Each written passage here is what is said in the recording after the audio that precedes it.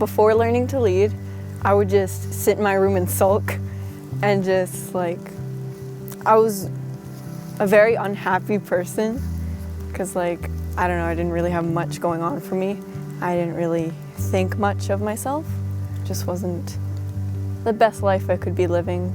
Life before learning to lead, it was rough. School was existing and I did not want to exist at school. School before learning to lead, it was kind of just whatever. I heard about learning to lead through my school counselor, and I didn't really know what it was at first. They just kind of told us it'd be like volunteering and some pretty cool things over the summer, like camping and other things.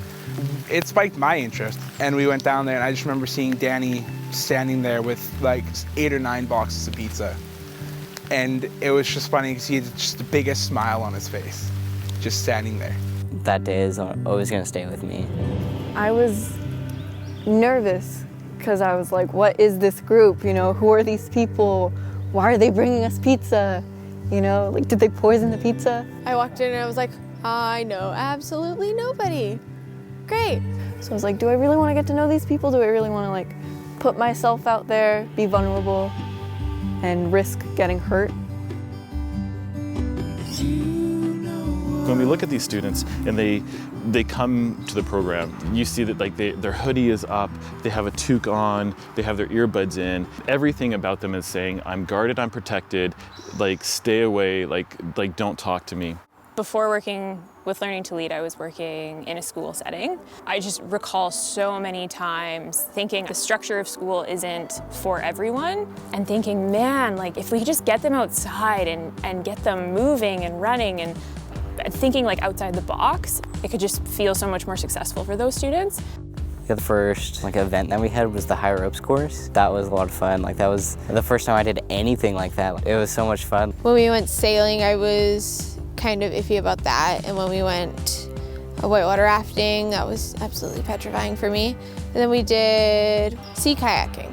Those were really important because I pushed myself further and I got to do it with people that I was comfortable with. Through all these experiences, we had to learn how to trust each other.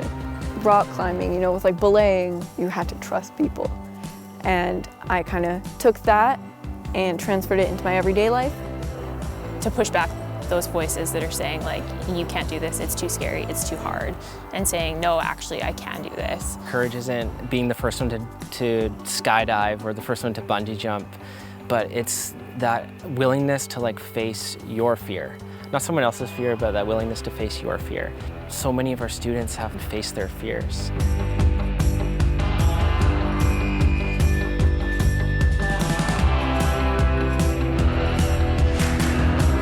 Amazing to see the ways that they're stepping up in our community, from picking up garbage to volunteering their time outside of learning to lead.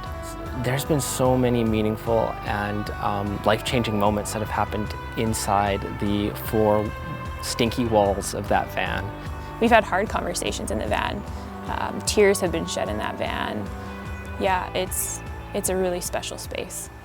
There's nothing I can do to change their home environment, or there's nothing I can do to change the environment of school, but being able to be, I don't know, just a human, sitting next to them, supporting them, and listening to their journey that they're going on, and kind of being a mirror and reflecting back to them, saying you can do this. This is something I know you have it in you, and letting them see that strength that they have within themselves. And everybody kind of brought out a lot of things in me that I didn't know were there. Whenever it comes down to stress or just being angry about stuff or being upset, I was taught how to cope with all these things properly. I was taught how to be open and how to talk about it, which is something I really struggled with all the time.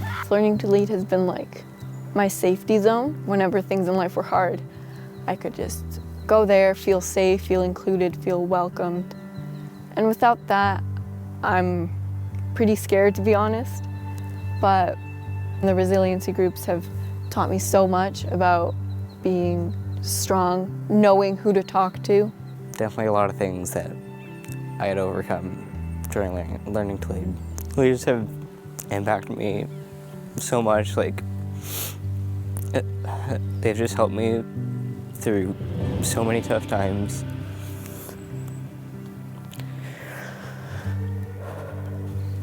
I really really appreciate that. Everyone deserves to have someone in their life that will stand alongside them and say, you're amazing, you are worthy, you are enough, you are worth being celebrated and listened to and cared for. And maybe someone hasn't seen that in them yet, and Learning to Lead has created space for them to see that in themselves. After the course of the program, they are not the same person. Like, the strength that they've had in them has kind of like morphed to being the strength that's outside of them. And it is such an interesting flip to see, where they no longer then have their hoodies up, their earbuds in, their hat down, and they start to take that stuff off because they don't have to try to protect themselves from the world. They know it's still a hard world, but they're able to stand there and embrace it and to fight against it and to be supported by others. I always felt like this giant ball of happiness and light when I was in Learning to Lead. Like, every Tuesday I was like, okay, I don't care if I have a test, if I have an exam, I am so excited, it doesn't matter. I have Learning to Lead right at the end of the day. I don't know how to explain it. Like, I'm way just happier about life. I'm more upbeat, I'm more optimistic. I see challenges and I'm like, I can face that. I'm strong enough, I can do that. The program itself made me overcome a lot of fears that I had and made me work towards goals that I didn't even know I had. The 2.5 years I was in the program was the best time I ever had doing anything like that. A lot of it is sadness and just kind of confusion of why it's ending, and there's the other side of it to being grateful for having it. To see something from the start of on a piece of paper trying to figure out what this is to the end where I'm standing and I'm looking back at how lives have been changed. It is such an awesome thing to see, and I'm saddened knowing that it's coming to an end. So we've impacted maybe 120 to 130 students, maybe even a bit more. But then I wonder, okay, so if I've impacted one student, how does that influence the community around them? Not just like a little drop in the bucket, but it becomes like boulders in a pond, and then it becomes like massive meteors in a lake, and things just ripple out from there. And I am thankful for the opportunity that we've had.